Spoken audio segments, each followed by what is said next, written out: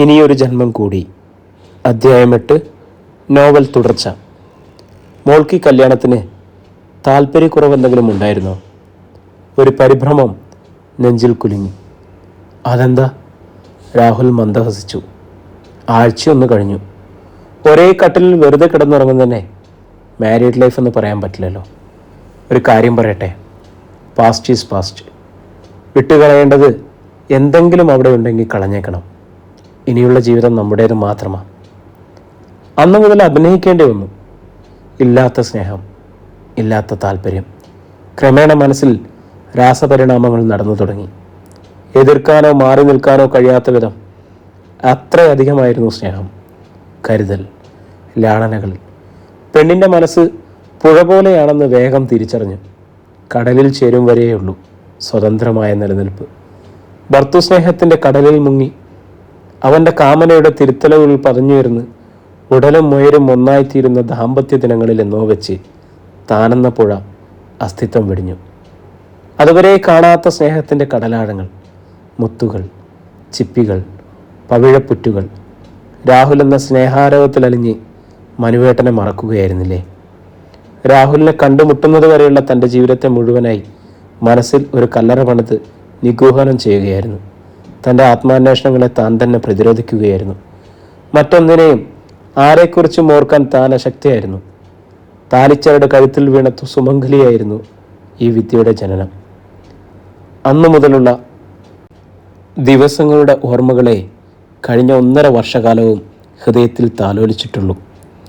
വലിയ ഹൃദയവേദനകളെ അതിജീവിച്ച് ആത്മാവിനെ അഗ്നിയിൽ എരിച്ച് ജീവനൊരുക്കി കൊടുത്താണ് താൻ രാഹുൽ എന്ന യുവാവിൻ്റെ ഭാര്യ മാത്രമായി തീർന്നത്. എന്തിനു വേണ്ടിയായിരുന്നു അതൊക്കെ? എല്ലാം നിഷ്ഫലമായി തീർന്നതുപോലെ ഒരു മൗഢ്യം വിദ്യയെ ഗ്രസിച്ചു. എവിടെ നിന്ന് പുറപ്പെട്ടോ അവിടേക്ക് തന്നെ തിരിച്ചെത്തിയിരിക്കുന്നു. മനുവേട്ടൻ തന്നെ സ്വീകരിക്കാൻ മുന്നോട്ട് വന്നിരിക്കുകയാണ്. ഏതവസ്ഥയിലും അവൻ തന്നെ സ്വീകരിച്ചേക്കുമെന്ന് വിദ്യയ്ക്കറിയാം. ഉപേക്ഷിച്ചു കളഞ്ഞ ഒരു ജന്മത്തിലെ വാഗ്ദാനമായിരുന്നു അത്. പക്ഷേ ഇനിയൊരിക്കലും ആ വാഗ്ദാനത്തെ സ്വീകരിക്കാൻ തനിക്ക് കഴിയില്ലല്ലോ. കല്ലറകളിൽ അടക്കം ചെയ്തൊന്നിനെയും പുറത്തെടുക്കാൻ വിദ്യയ്ക്ക് സാധ്യമല്ല. ഇരുട്ടിലേക്ക് തുറച്ചു വെച്ച മിഴികളോടെ, അശാന്തമായ മനസ്സോടെ വിദ്യാലക്ഷ്മി ഉറക്കം വരാതെ കിടന്നു. വിനോദാണ് കാറുമായി കുട്ടിക്കലെത്തി ഇന്ദുമതിയെ കണ്ട് മുണ്ടക്കയത്തേക്ക് ഊട്ടിക്കൊണ്ടുപോയത്. ചന്ദ്രശേഖരൻ്റെ നിർദ്ദേശപ്രകാരമായിരുന്നത്. കളരിക്കൽ വീട്ടിലെത്തിയ ഇന്ദുമതിക്ക് ഹൃദ്യമായ സ്വീകരണം ലഭിച്ചു. എല്ലാ മുഖങ്ങളിലും തൻ്റെ വരവ് പ്രത്യേകമായൊരു ആനന്ദം സൃഷ്ടിച്ചിരിക്കുന്നത് ഇന്ദുമതി തിരിച്ചറിഞ്ഞു. വിമലയിടത്തെയും ചന്ദ്രേട്ടനുമൊക്കെ ഒരു വിശിഷ്ടാതിഥി വന്നെത്തിയ പോലെ ഉത്സാഹത്തിലാണ് സംസാരിക്കുന്നതും പെരുമാറുന്നതും. അതിൻ്റെ കാരണം എന്തെന്ന ഓർമ്മ ഒഴിഞ്ഞ സൂചിമുന പോലെ ഇന്ദുമതിയുടെ നെഞ്ചിൽ കിടന്ന് പോറിക്കൊണ്ടിരുന്നു. മനുപ്രസാദ് വിദ്യയെ വിവാഹം ചെയ്യാമെന്ന് സമ്മതിച്ചിരിക്കുന്നു. അതാണ് കാരണം. ലാഭനഷ്ടങ്ങൾക്കനുസരിച്ച് ആളുകളെ സ്വീകരിക്കാനും തിരസ്കരിക്കാനും ഒരേ നിമിഷത്തിൽ കഴിയുന്ന മനുഷ്യ സഹജമായ നാട്യമല്ലേ ഇത്? വിമല ഒരുക്കിയ വിഭവസമൃദ്ധമായ പ്രഭാത ഭക്ഷണം ഇന്ദുമതി നിരസിച്ചു. ഡൈനിങ് ടേബിളിനരികെ മറ്റുള്ളവരോടൊപ്പം ഇരുന്ന് ഒരു ചായ മാത്രമേ അവർ കഴിച്ചുള്ളൂ. വിദ്യ ആ പരിസരത്തെങ്ങും ഉണ്ടായിരുന്നില്ല. വിനോദ് ഹോം അപ്ലയൻസസിലേക്ക് പോയിരുന്നു. ചന്ദ്രശേഖരൻ തയ്യാറായി വന്നിട്ട് സഹോദരനെ വിളിച്ച് മാറ്റി നിർത്തി സംസാരിച്ചു. കല്യാണം നമുക്കൊരു വർഷത്തിനുള്ളിൽ നടത്താം അല്ലേ? ഞാനെന്ത് പറയാനായിട്ടാ? മനുവിനോട് ചോദിക്കാം. വിദ്യകളുടെ അഭിപ്രായം നോക്കണമല്ലോ. അവർ തന്നെ തീരുമാനം എടുക്കട്ടെ. അതെ, അതാ നല്ലത്. ആര് തീരുമാനിക്കുന്നു നടത്തുന്നു എന്നതിലൊന്നും ഒരു കാര്യമില്ലെന്ന് അനുഭവം കൊണ്ട് തന്നെ മനസ്സിലായില്ലേ? എന്തായാലും നീ വിദ്യയോടൊന്ന് സംസാരിക്കണം. ഞാൻ എന്ത് സംസാരിക്കാനാ ചന്ദ്രേട്ടാ? മനുവുമായുള്ള വിവാഹകാര്യത്തെക്കുറിച്ച് തന്നെ അവളൊരു അഭിപ്രായം പറയുന്നില്ല. നീ തന്നെ ചോദിക്ക്. വിമലയോടുള്ള അത്ര അടുപ്പവും സ്നേഹവും ഒക്കെ നിന്നോടും അവൾക്കുണ്ടായിരുന്നതല്ലേ? നീ പറഞ്ഞാൽ പിന്നെ അവൾക്ക് തള്ളിക്കളയാൻ കഴിയില്ല. ഇന്ദുമതി അമ്പരന്നു പോയി.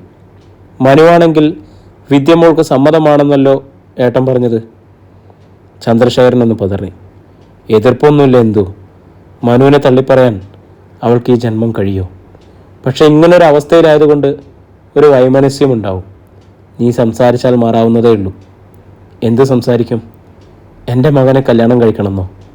പറഞ്ഞില്ലേ, അവൾക്കൊരു മടി കാണും. പറയാനും തിരുത്താനും നിനക്കേ കഴിയും. അതിലൊരു ശരികേടുണ്ടെന്ന് ഇന്ദുമതിക്ക് തോന്നി. ഒരിക്കൽ താനാണ് അവളോട് പിന്തിരിഞ്ഞു പോകാൻ അവകാശപ്പെട്ടത്. ഇപ്പോൾ വീണ്ടും തിരിച്ചു വരണമെന്ന് പറയുന്നത് എങ്ങനെ? അവർക്ക് മനുപ്രസാദിൻ്റെ മുഖം ഓർമ്മ വന്നു. ഇന്ദുമതി ധർമ്മസങ്കടത്തിലായി. ഒരിക്കൽ കെടുത്തിക്കളഞ്ഞ വിളക്കാണ് അവൻ്റെ മനസ്സ്. അവിടെ വീണ്ടും പ്രതീക്ഷയുടെ ഒരു തിരി കൊളുത്തി വെച്ചിരിക്കുകയാണ്. ഇനി അത് അണയുന്നതിനെക്കുറിച്ച് ഓർക്കാൻ ഇന്ദുമതി അശക്തിയായി. വിദ്യയോട് സംസാരിക്കാമെന്ന് അവൾ വിചാരിച്ചു, മനുവിന് വേണ്ടി. ചന്ദ്രശേഖരൻ പോയി കഴിഞ്ഞ് വിമലയോടൊപ്പമാണ് ഇന്ദുമതി പടികൾ കയറി മുകളിലെത്തിയത്. വിമല ചാരിയിട്ടിരുന്ന വാതിൽ തുറന്ന് വിദ്യയുടെ മുറിയിലേക്ക് കയറിയപ്പോൾ ഇന്ദുമതിയും പിന്നാലെ ചെന്നു. കട്ടിലിൽ ഏതൊക്കെയോ പ്രകൃത ചിന്തകളിൽ മുഴുകിക്കിടന്നിരുന്ന വിദ്യ അവരെ കണ്ട് എഴുന്നേറ്റിരുന്നു. ഇന്ദു വന്നിട്ട് കുറച്ചു നേരമായി. നിന്നെ കാണാൻ കയറി വന്നതാ. നിങ്ങൾ സംസാരിക്കേ, ഞാൻ ഊണിലുള്ള പണികൾ നോക്കട്ടെ. വിമല രംഗത്തു നിന്നും വലിഞ്ഞു. ഇന്ദു അമ്മ ഇപ്പോൾ വന്നു. 1/4 മണിക്കൂറായി മോളെ. മോളെന്താ സദാസമയം മുറിയിൽ തന്നെ ഇരിപ്പാണോ? അങ്ങനെയൊന്നുമില്ല, കഴിക്കണം തോന്നിയാൽ താഴോട്ട് ചെല്ലാറുണ്ട്. ഇന്ദു അമ്മയ്ക്ക് സുഖമാണല്ലോ അല്ലേ? സുഖം. അതോടെ സംഭാഷണങ്ങൾ തീർന്നു. വിദ്യ നോട്ടം മുറിയുടെ ചുമരുകൾക്ക് നേരെയായി. അവളുടെ നഖങ്ങൾ ബെഡിനു മീതെ വെറുതെ വരഞ്ഞുകൊണ്ടിരുന്നു. ഇന്ദുമതി ഒരു പുതിയ കണ്ണിലൂടെ എന്ന പോലെ വിദ്യയെ നോക്കിക്കൊണ്ടിരുന്നു. മെലിഞ്ഞ ശരീരത്തിൻ്റെയും മുഖാകൃതിയും പ്രത്യേകത കൊണ്ടാവും അവളൊരു കൗമാരക്കാരിയാണെന്നേ തോന്നൂ. ഒരു വിവാഹമോ പ്രസവമോ കഴിഞ്ഞവളാണെന്ന് തീരെ പറയില്ല. മനുവിനോട് ചേർത്ത് നിർത്തിയാൽ കുറ്റമൊന്നും പറയില്ല. മോളെ, ഇന്ദുമതി ആർദ്രസ്വരത്തിൽ വിളിച്ചു. വിദ്യ മുഖമുയർത്തി നോക്കി. ആമുഖങ്ങൾ ഒഴിവാക്കുകയാണ് ഭംഗിയെന്ന് ഇന്ദുമതിക്ക് തോന്നി. ചന്ദ്രേട്ടൻ ഒരു കാര്യം പറഞ്ഞായിരുന്നോ? എന്ത് കാര്യം? ഒരു കല്യാണാലോചനയെക്കുറിച്ച്. ആർക്ക്? എനിക്ക് മനസ്സിലായില്ല. വിദ്യ മനഃപൂർവ്വം അജ്ഞത നടിച്ചു. നിൻ്റെയും മനുവിൻ്റെയും കാര്യമാണ് പറയുന്നത്. മറ്റ് അസൗകര്യങ്ങളൊന്നുമില്ലെങ്കിൽ നമുക്കത് നടത്താം. സ്വയം അറിയാതെ തന്നെ വിദ്യാലക്ഷ്മിയുടെ മുഖത്തേക്ക് ഒരു നിന്ദാഭാവം പടർന്നു. ഏറ്റവും വലിയ അസൗകര്യം ഇന്ദു അമ്മയ്ക്കായിരുന്നു. ജാതകദോഷം, പാപസാമ്യം, മകൻ്റെ ജീവൻ, അതൊക്കെ മാറിയോ? ഇന്ദുമതിയുടെ മുഖം ചുവന്നു. പെട്ടെന്നൊരു മറുപടി കിട്ടാതെ അവർ പതറി. മുൻപൊരിക്കൽ ഈ മുറിയിൽ ഇതേ കാര്യം സംസാരിക്കാൻ ഇന്ദുവമ്മ വന്നിരുന്നല്ലോ. അന്ന് പറഞ്ഞതെന്താണെന്ന് മറന്നുപോയോ? എൻ്റെ സ്വാർത്ഥതയ്ക്ക് വേണ്ടി നിങ്ങളുടെ മകൻ്റെ ജീവൻ ബലി കൊടുക്കരുതെന്ന്. അത് അന്നത്തെ സാഹചര്യം അങ്ങനെയല്ലായിരുന്നോ? ഇപ്പോഴെന്താ സാഹചര്യങ്ങൾ കൂടുതൽ നന്നായോ? നിങ്ങളുടെ മകനെ മാത്രം മനസ്സിൽ ധ്യാനിച്ചു കഴിഞ്ഞിരുന്ന അന്നത്തെ എന്നേക്കാൾ ഇപ്പോഴത്തെ ഞാനാണോ കൂടുതൽ നല്ലത്? മനുവേട്ടനെ പോലൊരു എലിജിബിൾ ബാച്ചിലറിന് എന്നെപ്പോലൊരു വിധവയെ കല്യാണം കഴിക്കേണ്ട കാര്യം എന്താ? കച്ചവടം നഷ്ടമാണെന്ന് ഇന്ദു അമ്മയോട് ഞാൻ പ്രത്യേകം പറയണോ? ബന്ധങ്ങളിൽ ലാഭനഷ്ടങ്ങൾ നോക്കാൻ ഞാൻ പഠിച്ചിട്ടില്ല. അവൻ്റെ ഇഷ്ടമെന്നൊരു മുൻഗണന മാത്രമേ എനിക്കുള്ളൂ. ഓ, അങ്ങനെയൊക്കെ നോക്കാൻ പഠിച്ചോ? 1.5 വർഷം കൊണ്ട് ഇങ്ങനെ മാറാൻ കഴിയുമെന്ന് ഞാൻ തീരെ പ്രതീക്ഷിച്ചില്ല. അച്ഛൻ എന്തൊക്കെ പ്രലോഭനങ്ങളാണ് വെച്ചു നീട്ടിയത് വിധവയായി മകളെ സ്വീകരിക്കാൻ. വിദ്യയുടെ സ്വരത്തിൽ നിന്നും ഒരു ഉൾപ്പകയുടെ കനൽ ചൂട് പൊന്തി വന്നു. അടിയേറ്റതുപോലെ ഇന്ദുമതിക്ക് കുറച്ചിൽ അനുഭവപ്പെട്ടു. അപമാനിതയുടെ വേരോടെ അവൾ വിദ്യയെ തറപ്പിച്ചു നോക്കി. മതി, നിന്റെ അച്ഛൻ ഏതോ നിധിപേടകം കാട്ടി പ്രലോഭിപ്പിച്ചുകൊണ്ട് വന്നതാണ് എന്നെയും എൻ്റെ മകനെയും എന്നാണോ നീ വിചാരിച്ചിരിക്കുന്നത്? എങ്കിൽ നമുക്ക് ഈ സംസാരം ഇവിടെ നിർത്താം. പിന്നെ ഞാൻ എന്ത് കരുതണം? എൻ്റെ യോഗ്യത കണ്ട് ഓടി വന്നതാണെന്നോ? എല്ലാ ആത്മാർത്ഥതയും സ്നേഹവും തന്ന് നിങ്ങളെ ബഹുമാനിച്ചിരുന്നൊരു കാലമുണ്ടായിരുന്നു എനിക്ക്. അന്ന് ഇതിനൊക്കെ കടുകുമണിയുടെ വില കൽപ്പിക്കാതെ പിന്തിരിഞ്ഞു പോയതാ. ഇവിടെ ഈ മുറിയിൽ വെച്ചിട്ട്. എന്നിട്ട് വീണ്ടും അതേ ആലോചനയുമായി ചുമന്നു കൊണ്ടുവരാൻ യാതൊരു കുറച്ചിലും തോന്നിയില്ലേ? നിങ്ങളോളം എൻ്റെ മനസ്സ് മുറിവേൽപ്പിച്ച മറ്റൊരാളില്ല. ആ വേദനയും സങ്കടവും ഈ ജന്മത്തിൽ ഞാൻ മറക്കില്ല. വിദ്യയുടെ വാക്കുകളിൽ ഒരു തീരാപ്പകയുടെ തീനാളങ്ങൾ ജ്വലിച്ചു. ഒരു രാത്രിയുടെ ഇരുളിലേക്ക് ആത്മാർത്ഥമായി സ്നേഹിച്ച ഒരു ചെറുപ്പക്കാരന് നിഷ്കരണം ഉപേക്ഷിച്ച് പിന്തിരിയേണ്ടി വന്നതിൻ്റെ കുറ്റബോധം എത്രയോ നാളുകൾ തീജ്വാല പോലെ ഹൃദയത്തിൽ എരിച്ചിരുന്നു. ഓർമ്മകളുടെ മങ്ങിയ അടരുകളിൽ നിന്നും അതിപ്പോൾ നീറിക്കത്തി പുറത്തേക്ക് ചാടിയിരിക്കുന്നു. ഇന്ദുമതിയുടെ മുഖത്തും കണ്ണിലും എതിർപ്പിൻ്റെ കഠാരമുനകൾ നിവർന്നു. വേദനയുടെയും സങ്കടത്തിൻ്റെയും കണക്ക് പുസ്തകം നീ എൻ്റെ മുൻപിലാണ് നിവർത്തുന്നത്. അതിലെന്തു ന്യായമാടിയുള്ളത്? എത്രയോ കാലം എൻ്റെ മകൻ്റെ പെണ്ണായി കണ്ട് നിന്നെ സ്നേഹിച്ചിരുന്നവളാ ഞാൻ. ജാതകത്തിൽ ദോഷം കണ്ട് എൻ്റെ മകൻ്റെ ജീവൻ അപകടത്തിലാണെന്ന് കണ്ടിട്ട് പോലും മനപ്പൊരുത്തമാണ് വലുതെന്ന് പറഞ്ഞ് ആശ്വസിപ്പിച്ചോളല്ലേ ഞാൻ. അന്ന് നിന്നോട് പിന്മാറണമെന്ന് ആവശ്യപ്പെട്ടത് സന്തോഷത്തോടെയാണെന്നാണോ നീ കരുതിയത്? എങ്കിൽ നിനക്ക് തെറ്റിപ്പോയി. ഇന്ദുമതിയുടെ സ്വരത്തിൽ സ്തവം ചിതറി. നീയോ മനുവോ പിന്മാറിയില്ലെങ്കിലും ആ വിവാഹം നടക്കില്ലായിരുന്നു. അങ്ങനെ ഒരു സാഹചര്യമുണ്ടായാൽ ആത്മഹത്യ ചെയ്യുന്നുമെന്ന് ചന്ദ്രേട്ടൻ എൻ്റെ നെറുകിയിൽ തൊട്ട് സത്യം ചെയ്തു. അച്ഛൻ്റെ ശവത്തിൽ ചവിട്ടിക്കൊണ്ട് നീ മനുവിൻ്റെ ജീവിതത്തിലേക്ക് ഇറങ്ങി വരുമായിരുന്നു. വിദ്യയുടെ മുഖത്തേക്ക് അമ്പരപ്പ് നിറഞ്ഞു. നിങ്ങളെക്കാൾ എന്നേക്കാൾ വലുതായിരുന്നു എനിക്ക് നിൻ്റെ അച്ഛനോടുള്ള സ്നേഹം. ചന്ദ്രേട്ടൻ്റെ ജീവനെ കരുതിയാണ് നിന്നോട് പിന്മാറണമെന്ന് ഞാൻ പറഞ്ഞത്. എൻ്റെ മകനേക്കാൾ ഞാൻ പറഞ്ഞാൽ അനുസരിക്കുന്നവൾ നീയാണെന്ന് തോന്നിയത് കൊണ്ട്. കാരണം നിന്നെ ഞാൻ അത്രയ്ക്ക് സ്നേഹിച്ചിട്ടുണ്ട്. ഇന്ദുമതി പറഞ്ഞ സത്യത്തിലെ അന്താളിപ്പിലായിരുന്നു വിദ്യ. കഴിഞ്ഞുപോയ ദിനങ്ങളിലെല്ലാം ഇന്ദു അമ്മയോടായിരുന്നു തൻ്റെ വാശിയും പകയും. അച്ഛൻ്റെ ആത്മഹത്യ ഭീഷണിയിൽ മനസ്സ് വിറച്ചായിരുന്നു ഇവർ തൻ്റെ മുൻപിൽ വന്നത്. മുഖം തിരിച്ചു പോവാനായി വാതിൽക്കൽ വരെ ചെന്നിട്ട് ഇന്ദുമതി വിദ്യയെ നോക്കി. നിന്റെ അച്ഛൻ പണമായോ സ്വർണമായോ വെച്ച് നീട്ടിയ പ്രലോഭനങ്ങളിൽ മയങ്ങിയാണ് ഞാനിപ്പോൾ വന്നതെന്ന് വല്ല തെറ്റിദ്ധാരണയുണ്ടെങ്കിൽ അത് വേണ്ട. എനിക്ക് ഈ വിവാഹാലോചനയിൽ വലിയ താല്പര്യമൊന്നും തോന്നിയിരുന്നില്ല. പണ്ട് ഇതിൻ്റെ പേരിൽ നീ അനുഭവിച്ചെന്ന് പറയുന്നതിനേക്കാൾ 10 ഇരട്ടി വേദന അനുഭവിച്ചവരാണ് ഞാനും എൻ്റെ മോനും. ഇന്ദുമതിയുടെ വാക്കുകൾക്ക് തീപിടിച്ചു. നടന്നതെല്ലാം മറന്ന് പുതിയൊരു ജീവിതത്തിലേക്ക് കടന്നവളല്ലേ നീ. മറ്റൊരു പുരുഷനെ സ്നേഹിക്കാനും സുഖകരമായൊരു ദാമ്പത്യം ആചരിക്കാനും നിനക്ക് കഴിഞ്ഞില്ലേ? പക്ഷേ കഴിഞ്ഞ 1.5 വർഷകാലത്തിനിടയ്ക്ക് സുഖമോ സന്തോഷമോ എന്താണെന്നറിയാതെ എരിഞ്ഞു തീർന്നവരാ ഞാനും എൻ്റെ മോനും. കല്യാണ നിശ്ചയം കഴിഞ്ഞ് നിന്നെ ഏതോ ബന്ധുവീട്ടിൽ ഒളിപ്പിച്ച് താമസിപ്പിച്ചിരുന്നില്ലേ ഒരാഴ്ച? ആ ദിവസങ്ങളിലെല്ലാം അടിമുടി തീ പിടിച്ചവനെ പോലെ ഓടി നടക്കുമായിരുന്നു അവൻ. പലതവണ ചന്ദ്രേട്ടനെ കണ്ട് നീ എവിടെയെന്ന് കാല് പിടിച്ച പോലെ ചോദിച്ചു. ഗതികെട്ട് വഴക്കിട്ടു. വീട്ടിലും കടയിലും അറിയാവുന്ന ബന്ധു വീടുകളിലുമൊക്കെ പരക്കം പാഞ്ഞു നടന്നു. ഒരു തവണയെങ്കിലും നീ അവനെ വിളിച്ചോ? പറഞ്ഞോ ഇനി കാത്തിരിക്കേണ്ടെന്ന്? ഇല്ല. അവൻ ചെല്ലുന്നതും കാത്ത് ഏതോ തടങ്കലിൽ നീ കഴിയുവാണെന്ന വിചാരത്തിൽ നിന്നെ രക്ഷിക്കാൻ അവനായി യുദ്ധം മുഴുവൻ ചെയ്തത്. അതിനുള്ള സമ്മാനം നിന്റെ അച്ഛൻ തന്നെ അവന് കൊടുത്തു. നിന്റെ കല്യാണം നടന്നതിൻ്റെ അന്ന് തലേന്നും അവൻ്റെ അന്ത്യയുറക്കം പോലീസ് സ്റ്റേഷനിലായിരുന്നു. ഈ വീട്ടിലും കടയിലും ചെന്ന് മനു വഴക്കുണ്ടാക്കിയെന്നും നാശനഷ്ടങ്ങൾ വരുത്തിയെന്നും സ്ത്രീകളെ അപമാനിച്ചുവെന്നുമൊക്കെ എഴുതി പിടിപ്പിച്ച് ചന്ദ്രേട്ടൻ നൽകിയ കള്ളപ്പരാതി കാരണം എൻ്റെ കൺമുന്നിലൂടെയാണ് ചെകിട്ടത്തടിച്ച് പോലീസുകാർ അവനെ ഇറക്കിക്കൊണ്ടുപോയത്.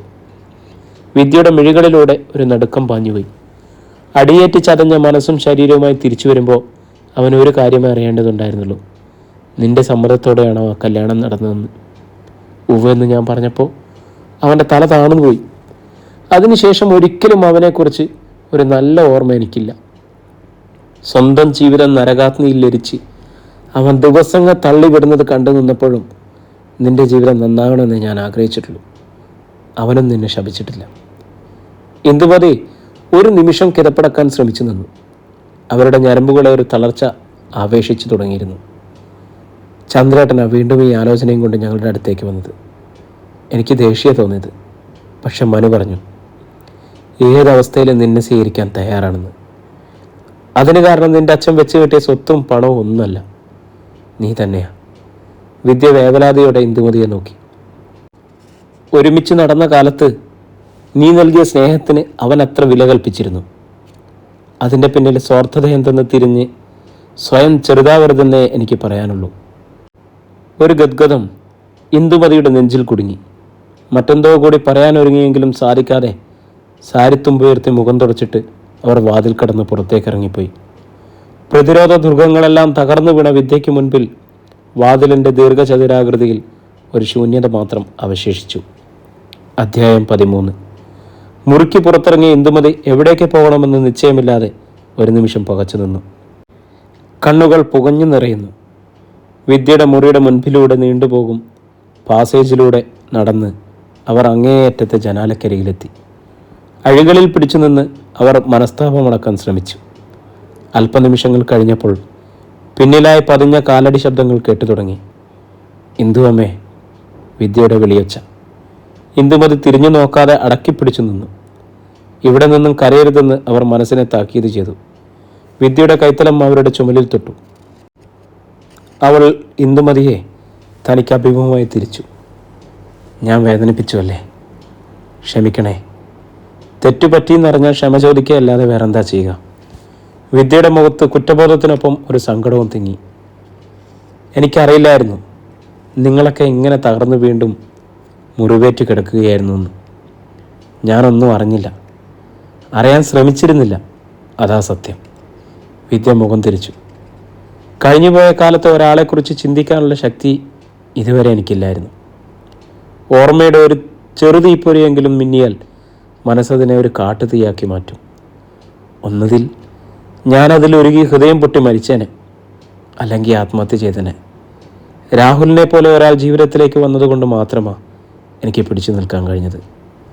എന്തുവമ്മ പറഞ്ഞതുപോലെ ഒരു പുരുഷൻ്റെ സ്നേഹം കിട്ടിയപ്പോൾ, സുഖവും സന്തോഷം കിട്ടിയപ്പോൾ നിങ്ങളൊക്കെ മറന്നു കളഞ്ഞതല്ല. ഓർക്കാനുള്ള അവകാശം എനിക്കില്ലല്ലോ എന്നോർത്ത് ചങ്ക് പൊട്ടുന്ന സങ്കടത്തോടെ മാറി നിന്നതാണ് ഞാൻ. അവൾ ഇന്ദുമതിയെ നോക്കി. അല്ലെങ്കിൽ പറ, ഓർമ്മ വച്ച കാലം മുതലേ മനസ്സിനെ പറഞ്ഞു പഠിപ്പിച്ച ജീവിതം അത്ര എളുപ്പം മറക്കാൻ പറ്റുമോ? ഒരിക്കലുമില്ല. അതിലും എത്രയോ ഭേദമായിരുന്നു മരണം. വിദ്യയുടെ മുഖത്ത് പ്രാണസങ്കടമുള്ള വേലിയേറ്റ തിരമാലകൾ ഉയരുന്നത് ഇന്ദുമതി കണ്ടു. നിങ്ങളൊക്കെ ഇങ്ങനെ തകർന്നൊരു ജീവിതത്തിലാണെന്ന് ഞാൻ അറിഞ്ഞിരുന്നില്ല. അറിഞ്ഞിരുന്നെങ്കിൽ അന്നത്തെ മാനസികാവസ്ഥയിൽ എനിക്കത് സഹിക്കാൻ കഴിയുമോ? സമാധാനത്തോടെ ഒരു ദിവസമെങ്കിലും ഞാൻ ഉറങ്ങുമോ? അന്നൊക്കെ ഒരു കണ്ണുവെട്ടിക്കളി പോലെ മനസ്സിനെ പറ്റിച്ചായിരുന്നു ഞാൻ ജീവിച്ചിരുന്നത്. പിന്നിൽ ഉപേക്ഷിച്ച് കളഞ്ഞയാൾ സുഖമായിരിക്കുന്നു. ഞാനില്ലെങ്കിലും ജീവിക്കാൻ അവൻ പഠിച്ചിരിക്കുന്നു. അവനെ ഓർത്ത് സങ്കടപ്പെടണ്ട, ഹൃദയം ഒരുകണ്ട, ഒരു വിധിയോടും പരാതിപ്പെടുകയും വേണ്ട. ആ സങ്കല്പമായിരുന്നു എൻ്റെ ആശ്രയം. എൻ്റെ വലിയ വേദനയും അതിൻ്റെ തണലിൽ അലിയിച്ച് കളയാൻ ഞാൻ പഠിച്ചു.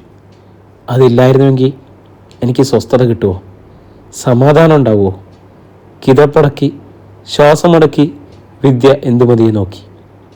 അന്നൊക്കെ നിങ്ങൾ അനുഭവിച്ച വേദന ശാപം പോലെ എൻ്റെ തലയ്ക്ക് മീതെ ഉണ്ടായിരുന്നു അല്ലേ? അതുകൊണ്ടല്ലേ എൻ്റെ ജീവിതം ഇങ്ങനെ കരിഞ്ഞു പോയത്? അല്ലെങ്കിൽ രാഹുലിന് ഒരിക്കലും തോന്നില്ലല്ലോ ആ ദുർബുദ്ധി. ഇന്ദുമതിയുടെ ഹൃദയത്തിലേക്ക് ഒരു മിന്നൽ വീണു. മോളെ, അവരുടെ ശബ്ദം വിറവീണ്ടു. ക്ഷമിക്കണേ ഇന്ദു അമ്മേ, ഇനിയെങ്കിലും എന്നോട് ക്ഷമിച്ചേക്കണേ. വിദ്യ കൈകൾ കൂപ്പി.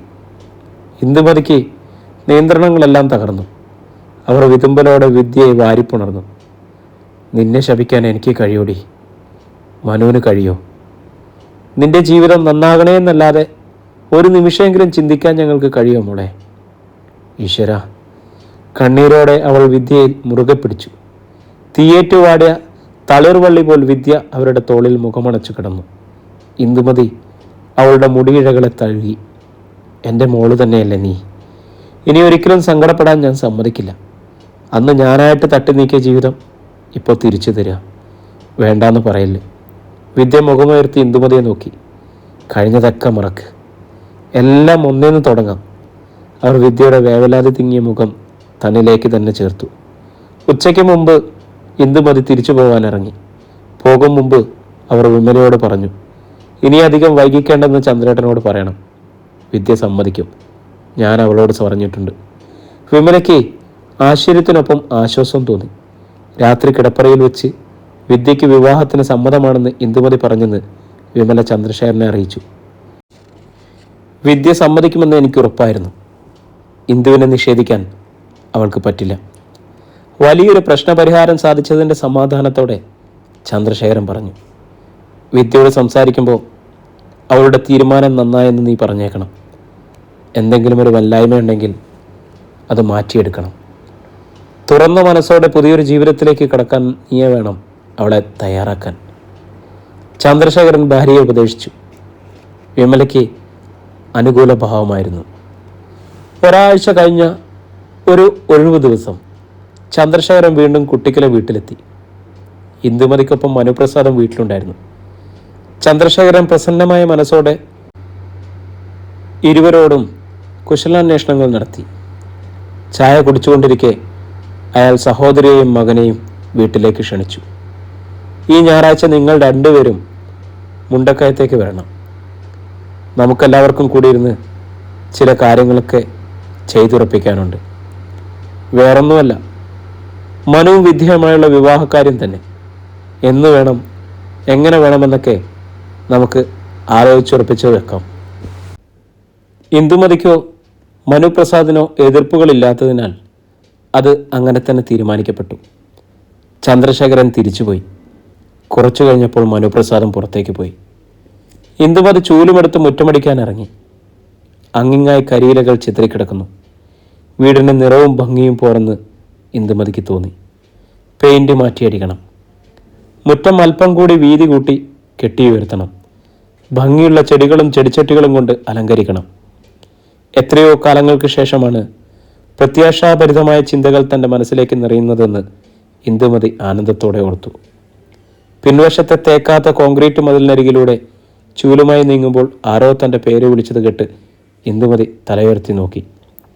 മതിലിന് മീതെ പുതുശ്ശേരിയിലെ ശാന്തമ്മയുടെ മുഖം കണ്ടു. എന്താ ശാന്തമ്മേ? ഇന്ദുമതി ചോദിച്ചു.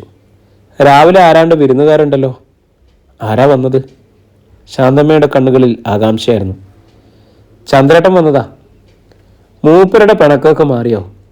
കുറച്ചായി വരുത്തും പോക്കൊന്നും ഇല്ലായിരുന്നല്ലോ. നാട്ടിൻപുറ ജീവിതങ്ങളിലെ അയൽപക്കങ്ങളിൽ എന്തു നടക്കുന്നു എന്നറിയാനുള്ള കേവല കൗതുകം മാത്രമല്ല ശാന്തമ്മയുടേത്. എല്ലാ കാലത്തും ഇന്ദുമതിയോട് അവർ അടുപ്പം പുലർത്തിയിരുന്നു. മനു നാട്ടിലില്ലാതിരുന്ന കാലത്ത് അവർ മകനെ ഇന്ദുമതിക്ക് കൂട്ടിനായി അയക്കുമായിരുന്നു. വിവാഹാലോചനയുടെ കാര്യം മറച്ചുവെക്കാൻ ഇന്ദുമതിക്ക് തോന്നിയില്ല. എന്നായാലും അറിയേണ്ടത് തന്നെ. ഇന്ദുമതിയും മനുവും വിദ്യയുമായുള്ള വിവാഹം നടത്താൻ തീരുമാനിച്ചിരിക്കുകയാണെന്ന് പറഞ്ഞതും ശാന്തമ്മ മൂക്കത്ത് വിരൽ വെച്ചു. മനുവിനിപ്പോൾ ഒരു രണ്ടാം കെട്ടുകാരിയെ കല്യാണം കഴിക്കേണ്ട കാര്യം എന്താ എന്തു? നീയും അത് സമ്മതിച്ചതാ എനിക്കതിശയം. പോരായ്മകളൊക്കെ ഒരുപാട് കാണും. അവൻ്റെ ഇഷ്ടം, അത് മാത്രമേ ഞാനിപ്പോൾ നോക്കുന്നുള്ളൂ. എന്നാലും ശാന്തമ്മയ്ക്കത് തീരെ ദഹിക്കുന്നില്ല. കുഞ്ഞുനാൾ മുതൽ പരസ്പരം അറിയാവുന്നവരല്ലേ അവർ. സ്നേഹം കൊണ്ട് കുണിച്ചാൽ പരിഗണിക്കാവുന്ന കുറവുകളൊക്കെ ഉള്ളൂ ശാന്തമ്മേ. പറഞ്ഞിട്ട് ഇന്ദുമതി ചൂലുമായി നീങ്ങി. ശാന്തമ്മ വല്ലായ്മ നിറഞ്ഞ മുഖത്തോടെ മതിലിനരികിൽ തന്നെ നിന്നു. 10 or 28 വയസ്സായൊരു സുന്ദരനായൊരു ചെറുക്കന് ഈ രണ്ടാം കെട്ടെടുത്ത് തോളിൽ വെക്കേണ്ട കാര്യം എന്താണെന്ന് അവർ അനാവശ്യമായി ഉത്കണ്ഠപ്പെട്ടു. ഒരു 2 ദിവസത്തിന് ശേഷം പഴയൊരു കൂട്ടുകാരി പത്മാവതിയെ മാർക്കറ്റിൽ വെച്ച് കണ്ടപ്പോൾ ശാന്തമ്മ ഈ വാർത്ത അറിയിച്ചു. പത്മത്തിൻ്റെ ബന്ധുക്കാരല്ലേ മുണ്ടക്കയത്തു നിന്നും പെണ്ണെടുത്ത തിരുവല്ലക്കാർ? അതെ, ആ ചെറുക്കൻ കഴിഞ്ഞ വർഷം തൂങ്ങി മരിച്ചത്. ആ മുണ്ടക്കയംകാർ ആ പെണ്ണിനെ വീണ്ടും കെട്ടിക്കാൻ പോകുവാണല്ലോ. പത്മാവതി അമ്പരന്നു. ആരെ? വിദ്യമോളെയോ? അതേന്നേ, ഇപ്പം കെട്ടാൻ പോകുന്നത് എൻ്റെ അയൽവക്കത്തെ ചെറുക്കനാ. കാര്യം പറഞ്ഞാൽ അവൻ്റെ മുറപ്പെണ്ണായിരുന്നു ഈ വിദ്യ. എന്തോ ജാതക പ്രശ്നമൊക്കെ കൊണ്ടാ അവളെ തിരുവല്ലയെ കൊണ്ടുവന്ന് കെട്ടിച്ചത്. അവൻ തന്നെ വീണ്ടും അവളെ കെട്ടാമെന്ന് സമ്മതിച്ചു. പത്മാവതിക്ക് അതൊരു ചൂട് വാർത്തയായിരുന്നു. ഇപ്പോൾ അവരുടെ താവളമായ മുണ്ടക്കയത്തെ ബന്ധുവീട്ടിലെത്തിയ പാടെ തൻ്റെ പഴയ ഫോണിൽ നിന്നും പത്മാവതി രജനിയെ വിളിച്ചു. ചേച്ചി എവിടെയാ? ഈ ആഴ്ചയിലും ഇങ്ങോട്ടൊന്ന് വരാൻ പറ്റുമോ? ഒരാൾ സഹായത്തിനില്ലാതെ ഞാനിവിടെ കിടന്ന് കഷ്ടപ്പെടുക. കോളെടുത്തത് രജനി ഇതാണ് പറഞ്ഞത്. മുൻപ് പത്മാവതിയായിരുന്നു നെടുമ്പുരയ്ക്കിൽ ഒരു സഹായത്തിനുണ്ടായിരുന്നത്. രാഹുലിൻ്റെ മരണശേഷം കുറേ നാളത്തേക്ക് പത്മാവതി അവിടെ നിന്നിരുന്നു. വിദ്യയും ശാരദാമണിയും അടുക്കള ജോലികളിലും പുറംപണികളിലുമായി സഹായിക്കുകയും പത്മാവതിയുടെ ഇല്ലായ്മകൾ അറിഞ്ഞ് പണവും തുണിത്തരങ്ങളും നൽകുകയും ചെയ്തിരുന്നു. അവരുടെ അസാന്നിധ്യത്തോടെ പത്മാവതിയും ജോലിഭാരം 10 മടങ്ങായി. അങ്ങനെയാണ് പത്മാവതി മുണ്ടക്കയത്തെ ഒരകന്ന ബന്ധുവീട്ടിലേക്ക് കളം മാറ്റിയത്. ഈ ആഴ്ച എന്തായാലും വരാൻ പറ്റില്ല മോളെ. ഇവിടെ ജാനമ്മ ടീച്ചർക്ക് ആസ്മ ഇച്ചിരി കൂടുതലാണ്. പത്മാവതി ഒഴിവ് പറഞ്ഞപ്പോൾ രജനിക്ക് ഈർഷ്യയായി. പിന്നെന്തിനാ ചേച്ചി ഇപ്പോൾ വിളിച്ചത്? വെറുതെ സുഖവിവരം അറിയാനാണോ? വെറുതെ അല്ല, ഞാനൊരു വാർത്ത കേട്ടു. വിദ്യാലക്ഷ്മി പുനർവിവാഹം കഴിക്കാൻ പോകുന്നു എന്ന് പത്മാവതി പറഞ്ഞപ്പോൾ രജനി ഞെട്ടിപ്പോയി. അവളുടെ മുറച്ചെറുക്കനാണ് വരൻ എന്നുകൂടി കേട്ടതോടെ രജനിയുടെ നടുക്കം പൂർണ്ണമായി. പത്മാവതിയുമായുള്ള ഫോൺ സംഭാഷണം അവസാനിപ്പിച്ചതോ രജനി സുധീഷിൻ്റെ ക്യാബിനിലേക്ക് ചെന്നു. അതുവരെ അവൾ ശാരദാസ് വസ്ത്രവിഹാറിൻ്റെ സാരി സെക്ഷനിലായിരുന്നു. സുധീഷ് രാഹുലിൻ്റെ റിവോൾവിംഗ് ചെയറിൽ ചാരിക്കിടന്ന് CCTV വിഷ്വൽസും TV-യിലെ ക്രിക്കറ്റ് മാച്ചും ഒരേ സമയം വീക്ഷിക്കുകയായിരുന്നു. വിദ്യയുടെ പുനർവിവാഹ വൃത്താന്തം രജനി സുധീഷിനെ അറിയിച്ചു. ഏയ്, ആ സ്ത്രീ വെറുതെ പറഞ്ഞതാവും. അവനത് വിശ്വസിക്കാൻ തയ്യാറല്ല. വെറുതെ ഒന്നല്ല സുധീഷ് ഏട്ടാ, അവളുടെ മുറച്ചെറുക്കനാണ് കെട്ടാൻ പോകുന്നത്. ഇങ്ങനെ ഒരു കള്ളം പറയേണ്ട കാര്യമൊന്നുമില്ല ചേച്ചിക്ക്. എങ്കിൽ അവളത്ര മോശക്കാരിയല്ലല്ലോ. അന്ന് ഇവിടെ വന്ന് എന്തൊരു കരച്ചിലും നാടകമായിരുന്നു. എന്തായാലും ഒറ്റ അഴകടിക്ക് നമ്മളങ്ങ് ഒഴിവാക്കിയത് നന്നായി. രാഹുലിൻ്റെ ഓഹരിയിൽ നിന്ന് വല്ലതും കിട്ടിയാൽ അതും വാങ്ങിച്ചുകൊണ്ട് അവൾ ഇത് തന്നെ ചെയ്യില്ലായിരുന്നോ? രജനിക്ക് ആ കാര്യത്തിൽ സമാധാനമുള്ളൂ. വല്യച്ഛനോടും വൈശാഖനോടും ഞാൻ ഈ വിവരം ഒന്ന് പറയട്ടെ. സുധീഷ് മൊബൈലെടുത്തു. ഞാനൊരു സാരി നോക്കുമായിരുന്നു, എടുത്തിട്ട് വരാം, രജനി പറഞ്ഞു. കട വെളുപ്പിക്കുമോ നീ? ഈ മാസം തന്നെ ഇത് എത്രാമത്തെയാ? സുധീഷ് ചോദിച്ചു. അത്ര പെട്ടെന്ന് വെളുക്കാൻ? ഇത് പൊൻകുന്നത്തെ ഹാർഡ്വെയർ ഷോപ്പല്ല. എൻ്റെ ആങ്ങളെ നല്ല ബുദ്ധിയും ബോധവും ഉപയോഗിച്ച് വളർത്തിയെടുത്ത ടെക്സ്റ്റൈൽസാണ്. ആങ്ങളെപ്പോഴില്ല, അത് മറക്കണ്ട, സുധീഷ് തിരിച്ചടിച്ചു. രജനി അത് ശ്രദ്ധിക്കാത്ത മട്ടിലിറങ്ങി സാരി സെക്ഷനിലേക്ക് പോയി. സുധീഷ് വിദ്യാലക്ഷ്മിയുടെ വിവാഹ വാർത്ത വൈശാഖനെയും ഗോവിന്ദക്കുറുപ്പിനെയും അറിയിച്ചു. വൃദ്ധൻ്റെ നിർദ്ദേശപ്രകാരം അന്ന് രാത്രിയിൽ നെടുമ്പുരയ്ക്കൽ വീട്ടിൽ വെച്ച് ഒരു വട്ടമേശ സമ്മേളനം നടന്നു. ഗോവിന്ദക്കുറുപ്പായിരുന്നു മുഖ്യൻ. ഗോവിന്ദക്കുറുപ്പ് സംസാരിച്ചു തുടങ്ങിയതും കറണ്ട് പോയി. രജനി ഒരു എമർജൻസി ലാമ്പ് തെളിച്ച് മേശയുടെ മീതെ വെച്ചു. ഇൻവേർട്ടർ വർക്ക് ചെയ്യുന്നില്ലേ? വൈശാഖ് ചോദിച്ചു. അതിൻ്റെ ബാറ്ററിക്ക് എന്തോ കംപ്ലൈൻറ്റ്. എരിയോ വല്ലതോ വയറ് കറണ്ട് മുറിച്ചോന്നും അറിയില്ല. അമ്മ ഹോസ്പിറ്റലിലായിരുന്ന സമയം മുഴുവൻ വീട് അടച്ചിട്ടേക്ക് വരുന്നില്ല. മൊത്തത്തിൽ ചില മെയിൻ്റെനൻസ് ഒക്കെ നടത്തിയാലേ വീട്ടിൽ താമസിക്കാൻ കൊള്ളും. സുധീഷ് പറഞ്ഞപ്പോൾ ഗോവിന്ദക്കുറുപ്പ് അവനെ നോക്കി. വെളിച്ചമേറ്റ അയാളുടെ നരച്ച മുടിയിഴകൾ തിളങ്ങിക്കൊണ്ടിരുന്നു. ഒന്നും ഇനി വെച്ച് താമസിപ്പിക്കേണ്ട സുധീഷേ. വിദ്യാലക്ഷ്മി കൂടി ഒഴിഞ്ഞുപോയ സ്ഥിതിക്ക് ഈ വീടിനി നിങ്ങൾക്ക് തന്നെ കിട്ടാനും മതി. സുധീഷിൻ്റെ കണ്ണുകൾ തിളങ്ങി. രജനിയുടെ മുഖത്ത് ദുരയുടെ രക്തപ്രസാദം. മുരളീകൃഷ്ണൻ എന്താ ഈ വീടിനോടും കടയോടും വലിയ താല്പര്യമില്ലാത്തത്? ഗോവിന്ദക്കുറുപ്പ് തിരക്കി. രാഹുൽ പോയതോടെ മുരളിയേട്ടൻ്റെ മനസ്സിടിഞ്ഞു. ഇവിടെ താമസിക്കാൻ തീരെ ഇഷ്ടമല്ല. മിക്കപ്പോഴും പ്രമീളച്ചിയുടെ വീട്ടിലാണ്. കുട്ടിക്കാലത്ത് രാഹുലുമായി വലിയ അറ്റാച്ച്മെൻ്റ് ആയിരുന്നല്ലോ. അവൻ MBA കഴിഞ്ഞ് വന്നപ്പോഴും ബിസിനസ് പ്ലാൻ പറഞ്ഞതും ഷോപ്പിടാൻ സഹായിച്ചതൊക്കെ ഏട്ടനായിരുന്നു. ആ വിഷമം ഉൾക്കൊള്ളാൻ വയ്യാഞ്ഞിട്ട കടയിലോട്ട് പോലും വരാത്തത്. സുധീഷ് തനിക്കറിയാവുന്നതുപോലെ വിശദീകരിച്ചു. രാഹുൽ ടെക്സ്റ്റൈൽസ് ബിസിനസ് ആരംഭിച്ച കാലത്ത് ഗോവിന്ദക്കുറുപ്പിനോ മകനോ ഈ വീടുമായി വലിയ അടുപ്പമുണ്ടായിരുന്നില്ല. വൈശാഖനെ മാനേജരാക്കാമെന്ന് മുരളി തീരുമാനിച്ചതോടെയാണ് അകൽച്ച മാറിയത്. എന്തായാലും മുരളി കുട്ടിക്കാലത്ത് വീട് പണി ആരംഭിച്ചതല്ലേ. ഇപ്പോൾ നിർത്തിവെച്ചിരിക്കുകയാണെങ്കിലും താമസിക്കാതെ വീണ്ടും തുടങ്ങിയാലോ? അത് പൂർത്തിയാക്കി കഴിഞ്ഞാൽ ഞാൻ തന്നെ പറയാം ഈ വീട് നിങ്ങൾക്ക് തരാൻ. അതങ്ങനെ തീരുമാനിക്കപ്പെട്ടു. ഗോവിന്ദക്കുറുപ്പും വൈശാഖും യാത്ര പറഞ്ഞിറങ്ങുമ്പോൾ കറണ്ട് വന്നു. സിറ്റൗട്ടിൽ വെച്ച് ഗോവിന്ദക്കുറുപ്പ് രജനിയോട് ഒരു കാര്യം പറഞ്ഞേൽപ്പിച്ചു. ശാരദാമണിയുടെ സ്നേഹവും പ്രീതിയും പരമാവധി പിടിച്ചെടുക്കണം. അവർ നിങ്ങളുടെ പക്ഷത്തായ പിന്നെ കാര്യങ്ങൾ കുറച്ചുകൂടെ എളുപ്പമാകും. രജനി അത് സമ്മതിച്ചു. വൃദ്ധനും വൈശാഖും കാറിൽ മടങ്ങിപ്പോയി. ഉറക്കത്തിലായിരുന്ന മീനുമോളെ ഉണർത്തി ചോറ് കഴിപ്പിച്ച ശേഷമാണ് രജനി ശാരദാമണിക്കുള്ള ഭക്ഷണവുമായി അവരുടെ മുറിയിലേക്ക് ചെന്നത്. മുറിയിൽ ഇരുട്ടായിരുന്നു. ലൈറ്റിട്ടതും രജനി ഞെട്ടിപ്പോയി. കട്ടിലിൽ ചുമരും ചാരി കണ്ണു തുറന്ന് പ്രേതരൂപം പോലെ ശാരദാമണി ഇരിക്കുന്നു. എണീറ്റിരിക്കുമായിരുന്നെങ്കിൽ ലൈറ്റിട്ടൂടെ അമ്മേ, ഞാൻ പേടിച്ചു പോയല്ലോ. ശാരദാമണി വികാരരഹിതമായി മകളെ ഒന്ന് നോക്കിയതല്ലാതെ മറുപടി പറഞ്ഞില്ല. അവരുടെ മുടിയിഴകൾ പഴയതിലും കൂടുതലായി നരച്ചിരുന്നു. ദീർഘനാളായി എണ്ണ തേക്കുകയോ ചീകി വയ്ക്കുകയോ ചെയ്യാത്തതുകൊണ്ട് അവ പാറിപ്പറന്ന് കിടക്കുന്നു. അമ്മയെ കഞ്ഞി കുടിക്കി. രജനി ചൂട് കഞ്ഞിയും അച്ചാറും വിളമ്പിയ പാത്രം അവർക്ക് നൽകി. സ്പൂണിൽ കോരി ശാരദാമണി സാവധാനം കഞ്ഞി കുടിച്ചു തുടങ്ങി. ആഹാരത്തിനോ ജീവിതത്തിനോ രുചികളൊന്നുമില്ലെന്ന മട്ടിലായിരുന്നു അവരുടെ ചലനങ്ങൾ. രജനി ലൈറ്റിനു കീഴിലായി ചുവരിലേക്ക് ചാരി അമ്മയ്ക്ക് അഭിമുഖമായി നിന്നു. അവൾ മനസ്സാ ഒന്ന് തയ്യാറെടുത്തു. വല്യച്ഛനും വൈശാഖേട്ടനും വന്നിരുന്നു. ഇനിയുള്ള കാലം ഞാനും സുധീഷും കൂടി വേണം അമ്മയെ നോക്കാനെന്ന് പറഞ്ഞ് ഏൽപ്പിച്ചിരിക്കുകയാണ്. അതിന് എനിക്കൊരു വിരോധമില്ല. സുധീഷിന് സമ്മത. ശാരദാമണി മകളെ നോക്കിയത് കൂടിയില്ല. മുരളിയേട്ടൻ കുട്ടിക്കാലത്തൊരു വീട് പണിയുമല്ലേ. അവിടെ തന്നെ അവരങ്ങ് ഉറച്ചാൽ ഞങ്ങളിവിടെ സ്ഥിരമായിട്ട് താമസിക്കേണ്ടി വരും. ഈ വീടും സ്ഥലവും ഞങ്ങൾക്ക് തരാൻ മുരളിയേട്ടനോട് പറയാൻ അല്ലച്ചൻ പറഞ്ഞു. ശാരദാമണി നിർജീവമായ മിഴികൾ മകളുടെ നേർക്ക് വരുത്തി. അമ്മ കൂടി ഒന്ന് അനുകൂലിച്ചാൽ മതി. മുരളിയേട്ടന് 2 വീടിൻ്റെ ആവശ്യമില്ലല്ലോ. സത്യത്തിൽ രാഹുലിൻ്റെ ഓരില്ലേ ഇത്? അവനില്ലാത്ത സ്ഥിതിക്ക്. ശാരദാമണിയുടെ മുടിനാരുകൾക്കിടയിലൂടെ ഒരു വിറയൽ കടന്നുപോയി. എന്താണ് സംഭവിക്കുന്നതെന്ന് മനസ്സിലാകും മുൻപേ രജനിയുടെ തലയിലേക്കും മുഖത്തേക്കും ചൂടുകഞ്ഞി വന്നു വീണു. പ്ലേറ്റ് അവളുടെ മുഖത്തടിച്ച് നിലത്തേക്ക് വീണു ശബ്ദമായിരുന്നു. രജനി പൊള്ളലിലും വേദനയിലും പിടഞ്ഞുപോയി. എന്താ അമ്മയെ കാണിച്ചത്? അവൾ നിലവിളിക്കും പോലെ ചോദിച്ചു. ശാരദാമണി ദേഷ്യത്തോടെ അവളെ ഒന്ന് നോക്കി. പോയിക്കോ, എൻ്റെ കൺമുന്നിൽ കാണരുത് നിന്നെ. ഒരു ബാധയൊഴിപ്പിക്കലിൻ്റെ ആജ്ഞാശക്തിയോടെ ശാരദാമണി പറഞ്ഞു. സുധീഷ് ശബ്ദം കേട്ട് അകത്തേക്ക് വന്നു. എന്തു പറ്റി? പ്രിയമുള്ളവരെ, നമ്മുടെ ഈ നോവൽ ഇവിടെ തുടരുകയാണ് കേട്ടോ.